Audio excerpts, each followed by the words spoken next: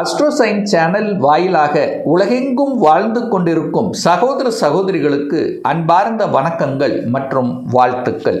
இன்றைய பதிவானது 2026 தமிழ் புத்தாண்டு பலன்கள். இந்த தமிழ் புத்தாண்டானது வருகின்ற சித்திரை மாதம் 1ஆம் தேதி, அதாவது ஏப்ரல் மாதம் 14ஆம் தேதி செவ்வாய்க்கிழமை அன்று பிறக்க இருக்கிறது. அதாவது மகர ராசியில் சதய நட்சத்திரத்தில் தனுசு லக்னத்தில் பிறக்க இருக்கிறது. அதாவது சூரிய பகவான் மேசத்துக்கு என்ட்ரி ஆகும்போது பிறக்க இருக்கிறது. அதுவும் இந்த 60 தமிழ் வருடத்தில் இது 40வது வருடம், பரபாவ வருடம். இந்த பரபாவ வருடத்தில் பார்த்தீங்கன்னா சனி பகவான் மீனத்திலே தான் இருக்க போகிறார்.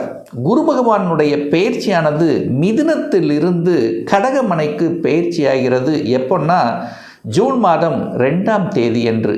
அதே போல இந்த வருடத்தில் ராகு கேதுக்களுடைய பெயர்ச்சியும் நடக்க இருக்கிறது. அதன்படி பார்க்கும் பொழுது கும்பத்திலிருந்து ராகு பகவான் மகரத்திலும், கேது பகவான் சிம்மத்திலிருந்து கடகத்துக்கும் பயிற்சியாகிறது. எப்போ அப்படின்னா டிசம்பர் மாதம் 6ஆம் தேதி. ஸோ இந்த கிரகங்கள், அதாவது இந்த வருடாந்த கிரகங்கள் அடிப்படையில் இந்த தமிழ் வருடத்தில் என்ன மாதிரியான பலன்கள், சாதகம் என்ன, பாதகம் என்ன, எதை செய்யலாம், எதை செய்யக்கூடாது என்பதை பற்றி டீட்டெயிலாக நம்ம 12 ராசிகளுக்கும் பார்க்க போகிறோம். இந்த பதிவை முழுவதுமாக பாருங்கள். கண்டிப்பாக ஏதாவது ஒரு ரூபத்தில் உங்களுக்கு யூஸ்ஃபுல்லாக இருக்குங்கிறதுல எந்தவித மாற்று கருத்து இல்லை. நம்முடைய சேனலை நீங்கள் ஃபஸ்ட்டு டைம் பார்ப்பவர்கள் என்றால் மறக்காமல் சப்ஸ்கிரைப் பண்ணிக்கிங்க. ரிஷபராசி அன்பர்களே, தமிழ் புத்தாண்டு எப்படி இருக்க போகுது?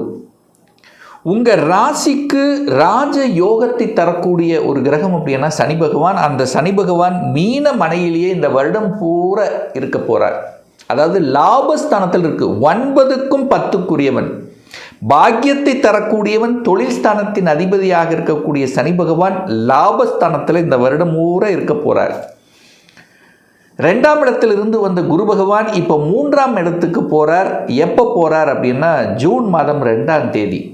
அந்த 2ஆம் தேதி அன்று குரு பெயர்ச்சி. அந்த குரு 3ஆம் இடத்திலிருந்து நேராக தனது பாக்கிய பார்வையாக 11ஆம் இடமான லாபஸ்தானத்தை பார்க்குது. அப்போ குரு சனி தொடர்பு கொடுக்கிறது.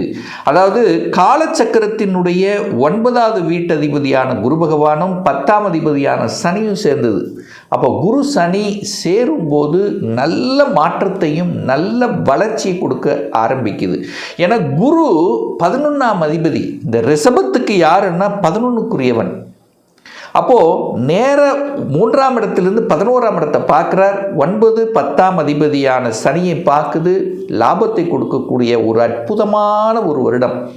அப்போ மகிழ்ச்சியையும் சந்தோஷத்தை கொடுக்கக்கூடிய சில நிகழ்வுகள், ஒரு வளர்ச்சியை கொடுக்கக்கூடிய, பொருளாதாரத்தை கொடுக்கக்கூடிய நிகழ்வுகள் கண்டிப்பாக ரிஷபத்துக்கு ஏற்படுத்தும். ஒரு சந்தோஷம் தரக்கூடிய வகையில் இருக்குது. அப்போ மனசில் இருந்து வந்த கஷ்டங்கள் விலகும், தன்னம்பிக்கை கொடுக்கும், சாதிக்கலாம் என்கின்ற உத்வேகத்தை தரும். அந்த ரிஷபத்துக்கு பெரிய மனிதர்களின் தொடர்புகளை கொடுக்கும். பொருளாதார சிக்கல்கள் அகலப்போகிறது. என குரு அங்கே உச்சம். அப்போது பொருளாதார ரீதியில் இருந்து வந்த கஷ்டங்கள் அத்தனையும் விலகப் போகிறது. குடும்பத்தில் இருந்து வந்த கசப்புணர்வுகள் விலகப்போகுது. அதாவது சின்ன சின்ன கருத்து வேறுபாடு, ஈகோ சார்ந்த விஷயங்கள், அல்லது குடும்ப உறுப்பினர்கள் உங்களை புரிஞ்சுக்காமல் இருந்த சில விஷயங்கள் அத்தனையும் மாறப்போகிறது அப்படின்னு நம்ம எடுத்துக்கலாம். அப்போ குடும்பம் நன்றாக இருக்க போகிறது, பொருளாதாரம் நல்லா இருக்க போகுது, வாக்கு பலப்பட போகிறது, உங்கள் பேச்சு 4 பேர் கேட்கக்கூடிய நிகழ்வுகள் என்பது இந்த வருடங்கள் சூப்பராக இருக்க போகுதுன்னு சொல்லலாம். முயற்சிகள் பலிதமாக போகிறது. அதாவது தான் என்ன செய்யணும்னு ஆசைப்பட்டு ஒரு கனவு இருந்தீங்கள்ல, அந்த ஒரு கனவு உங்கள் ஆசைகள் நிறைவேற்றக்கூடிய ஒரு வருடம்.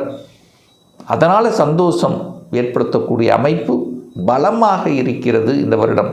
புதிய ஒப்பந்தங்கள் உருவாகும். தொழில் ரீதியில் சரி, அது எந்த ரீதியிலாக இருந்தாலும் சரி, ஒப்பந்தங்கள் கிடைக்கக்கூடிய ஒரு வருடம். சிறு தூர பிரயாணங்கள், தூரதேச பிரயாணங்கள் மூலமாக மகிழ்ச்சியை தரக்கூடிய நிகழ்வுகள் நடக்க காத்துக்கொண்டு நல்ல நண்பர்கள் கிடைப்பார்கள். உங்களை விட்டு பிரிந்தவர்கள், ஒரு கசப்புணர்வோடு பிரிந்தவர்கள் ஒன்று சேர்வதற்கான வாய்ப்புகள் சந்தர்ப்பங்களை நிச்சயமாக உருவாக்கி கொடுக்கும். நல்ல நல்ல நண்பர்கள் கிடைக்கக்கூடிய ஒரு வருடமாக இந்த ரிஷபத்துக்கு அமைய இருக்கிறது. வியாபாரத்தில் இருக்கக்கூடிய அத்தனை ரிஷபத்துக்கும் இந்த வருடம் சூப்பராக இருக்கும். நல்ல திட்டங்கள் தீட்டக்கூடிய திட்டம்னா பர்ஃபெக்டாக இருக்கும். இதை செய்தால் கண்டிப்பாக வெற்றி. அதற்கு உண்டான அந்த தன்மைகள் உங்களுக்கு நெருங்கி வரும்.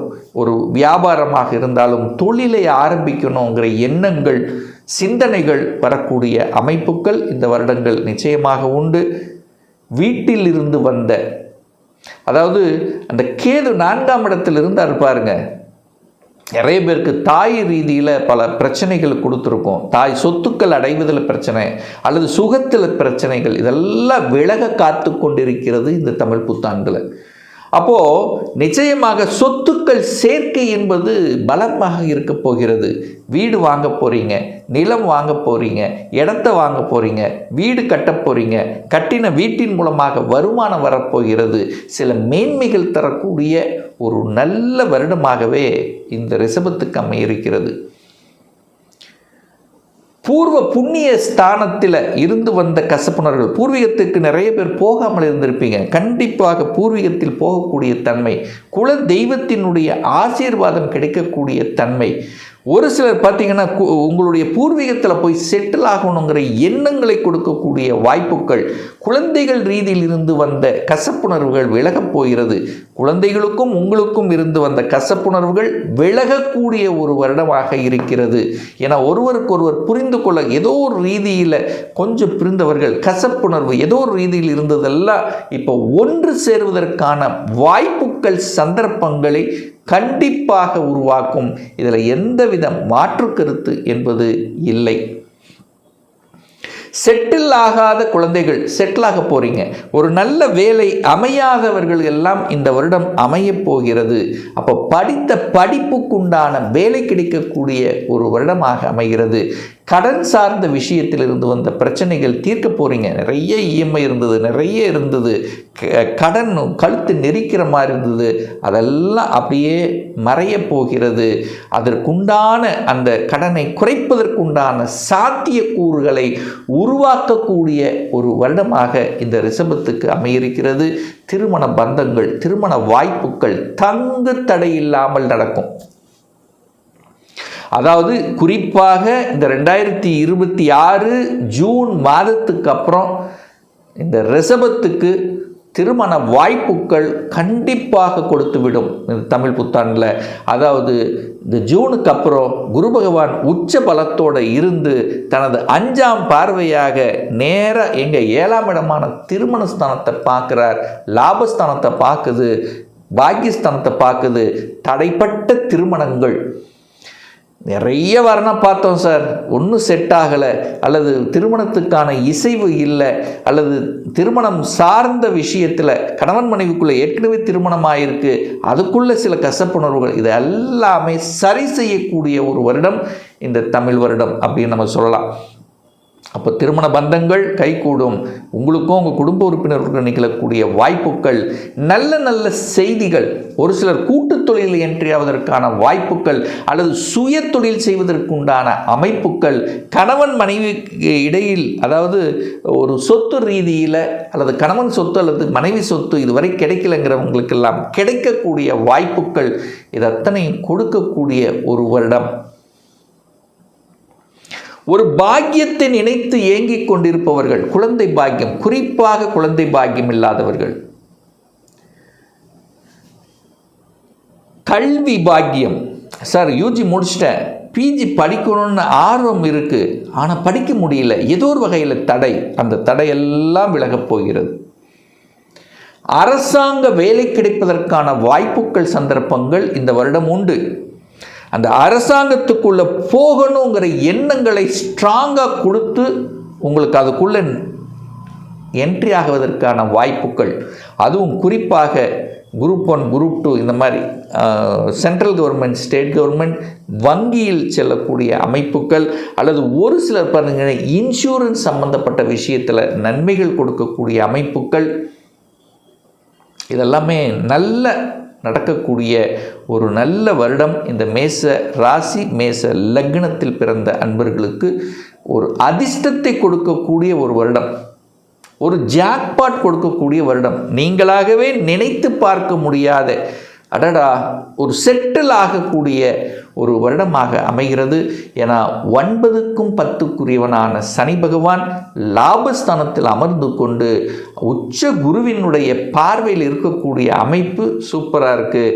10ஆம் இடத்துல ராகு இருந்து சில தடங்கள், சில இந்த வேலையில் ஒரு அழுத்தம், ப்ரெஷர், டென்ஷனை கொடுத்துட்டு இருந்ததில்ல, இந்த வருடத்தினுடைய பிற்பகுதியில் அது விலக காத்து கொண்டு இருக்கிறது.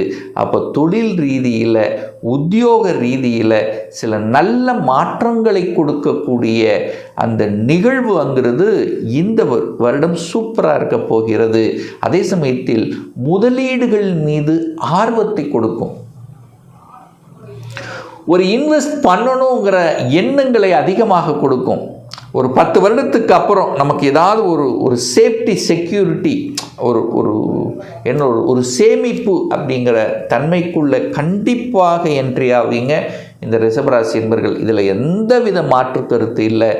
ஆக மொத்தம் இந்த தமிழ் புத்தாண்டு உத்வேகத்தை தரக்கூடிய, வளர்ச்சியை கொடுக்கக்கூடிய, மேம்பாட்டை கொடுக்கக்கூடிய, தன்னுடைய ஆசைகளை நிறைவேற்றி கொள்ளக்கூடிய, சுப காரியங்கள் சார்ந்த விஷயத்தில் நன்மை தரக்கூடிய ஒரு நல்ல தமிழ் புத்தாண்டாக அமையுங்கிறதுல எந்தவித மாற்று கருத்தும் கிடையாது. இன்னும் ஒரு துல்லிய பலன் வேணும். உங்கள் ஜாதகத்தில் கிரகங்கள் எப்படி இருக்குது, என்ன மாதிரியான ஆதிபத்தியம் பெற்றிருக்கு, எந்த டிகிரியில் இருக்குது, இப்போ நடப்பு தசாபுத்தி அந்தரம் சூட்சமம் எப்படி இருக்குது என்பதை பொறுத்து இந்த 2026 சொந்த தொழில் செய்வதற்கான கொடுப்பினை இருக்கா, அப்படி இருக்கக்கூடிய பட்சத்தில் எப்போ நம்ம சொந்த தொழிலை ஆரம்பிக்கலாம். இப்போ +2 முடிச்சிட்டேன், எந்த கோர்ஸ் எடுத்து படித்தா நம்முடைய ஃப்யூச்சர் நன்றாக இருக்கும்.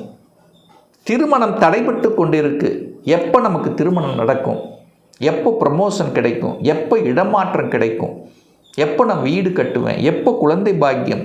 ஸோ இது போன்ற கேள்விகளுக்கு துல்லியமான பதிலை நம்மால் கூற முடியும்.